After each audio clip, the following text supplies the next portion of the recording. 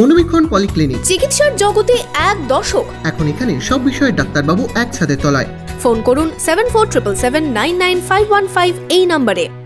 বহরমপুর স্টেডিয়ামে ফুটবল একাডেমির উদ্বোধনে আইএফএ কর্তারা। এই একাডেমি থেকে আগামী দিনে প্রতিভাবান খেলোয়াড়রা উঠে আসবে বলে আশাবাদী আইএফএ কর্তারা। বহরমপুর স্টেডিয়ামে ফুটবল একাডেমির উদ্বোধনে এলেন ইন্ডিয়ান ফুটবল অ্যাসোসিয়েশনের সম্পাদক ও সভাপতি সহ আধিকারিকেরা। নবাবের শহরে ফুটবলের উন্নতিতে স্টেডিয়ামে মুর্শিদাবাদ জেলা স্পোর্টস অ্যাসোসিয়েশনের উদ্যোগে শুরু স্পোর্টস একাডেমির উদ্যোগ নেওয়া হয়েছে। এর মধ্যে এদিন উদ্বোধন হলো ফুটবল একাডেমির। শনিবার বিকেলে এই একাডেমির উদ্বোধন করেন আইএফের সম্পাদক অনির্বাণ দত্ত, আইএফের সভাপতি অজিত ব্যানার্জি সহ ফুটবল অ্যাসোসিয়েশনের আধিকারিক ও প্রশাসনিক আধিকারিকেরা। এই ফুটবল একাডেমি থেকে আগামী দিনে রাজ্য ও দেশে প্রতিভাবান খেলোয়াড় উঠে আসবে বলে আশাবাদী আইএফের আধিকারিকেরা। কি বলবেন এরকম একটা একাডেমি উদ্বোধনের বিষয়ে?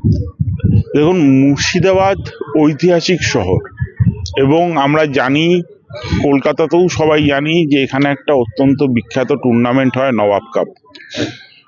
তো মুর্শিদাবাদের যে ফুটবল কালচার সেটা নতুন নয়, দরকার ছিল বৈজ্ঞানিক পদ্ধতিতে সেই জিনিসটাকে এগিয়ে নিয়ে যাওয়া।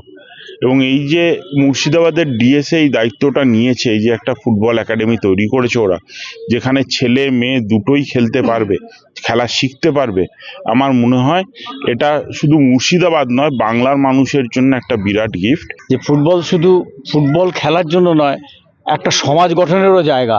এই সমাজ গঠনের জায়গায় যদি একাডেমি এরকম সুন্দরভাবে হয়, যেটা খুব নিয়মমাফিক চলে, একাডেমি বলতে আমরা যেটা বলি নিয়মানুবর্তিতার সাথে চলে, তো সেই জায়গাটায় আমরা সকলেই উন্নত হব।